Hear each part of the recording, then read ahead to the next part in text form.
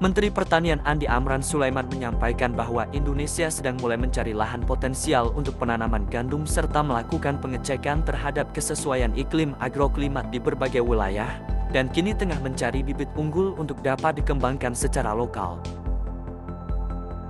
Ia berharap, kedepannya tanaman gandum ini dapat tumbuh dengan baik sehingga dapat mengurangi impor.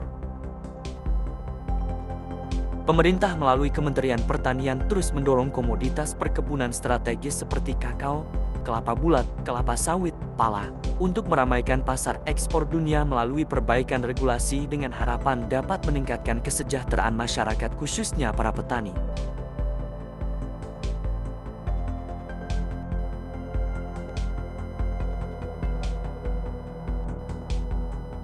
Di antara semua komoditas, kenapa Indonesia memilih gandum, Pak? Kan, yang lain kan kita sudah produksi. Sekarang gandum ini kita imporkan. Nah, impor ini syukur-syukur kalau bisa tumbuh. Jadi kedelai juga nanti setelah padi, jagung kan, alhamdulillah kan. Sekarang stok kita beras di gudang Bulog hari ini 2,8 juta ton. Dan kita hitung 13 hari ke depan, tanggal 1 kemungkinan itu 3,3 juta ton lebih. Dan ini mungkin tertinggi 10-20 tahun. Stok kita di gudang. Kemudian nanti jagung juga, maaf kelihatan jagung agak harga turunnya karena produksi naik. Ini kita selesaikan. Kemudian kedelai. Nah, gandum kita mulai mencari lahan, menyesuaikan bibit yang cocok hidup di Indonesia, daerah tropis. Kalau itu kita temukan, ini berkah bagi Indonesia. Bahkan soal yang kelapa bulat yang lagi naik harganya, kalau dari teman-teman itu udah tahu bukan penyebabnya apakah karena produksi kita yang kurang atau justru karena kebijakan ekspor? Ya, pertama alhamdulillah petani bahagia karena harga kelapa bulat naik. Dan saya ke lapangan, beliau pesta. Maaf ya, ini hikmah, ada krisis ya. Hikmah kenapa? Harga kakao yang dulunya itu 27.000. Salah satu Bupati Kolaka Utara lapor, Pak Menteri terima kasih. Dulu harga 27.000 kakao, sekarang naik 1.120.000 per kilo. Jadi ada hikmah luar biasa. Kelapa juga, ini tinggi. Ini produksi kita nomor 2 dunia. Kita ingin baru menghantam lagi. Tidak percepat tanam, kita rehat dan seterusnya. Sudah diperintahkan Bapak Presiden. Kita rencana memproduksi lagi karena demandnya meningkat.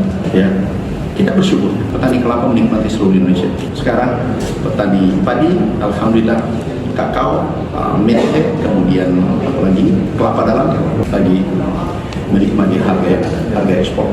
Komoditas perkebunan strategis yang demandnya tinggi tingkat dunia, ini kita fokus untuk rehat, planting, kemudian kita tanam baru, lahan baru, kemudian kita pemeliharaan yang baik. Kenapa? Ini menghasilkan devisa, termasuk kakao, kelapa dalam, pala, kelapa sawit. Apa tujuan kita?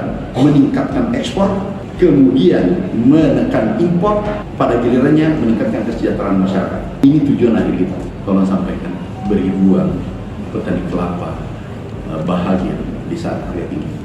Jadi regulasi yang menghambat, ngapain? Kita bypass saja. Contoh pupuk.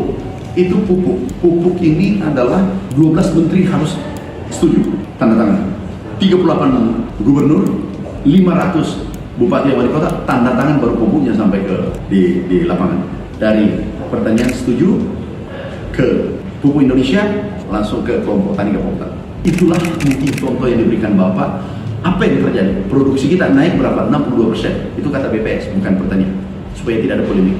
Gudang kita serapannya Januari, Februari, Maret itu sampai hari ini 1,1 juta ton serap beras, bukan gabah. Yang dulunya 5 tahun terakhir cuma 1 juta satu tahun.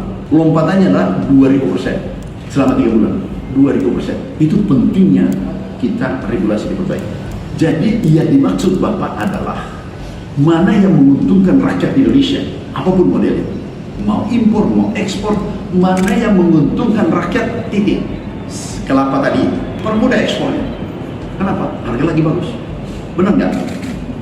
Kalau kemudian ada kita impor bahan baku, kita permudah.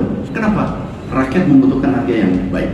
Intinya beliau sampai, jadi harus ini diterjemahkan seluruh regulasi yang kita bangun kepentingan rakyat, titik. Jangan ada kepentingan oknum.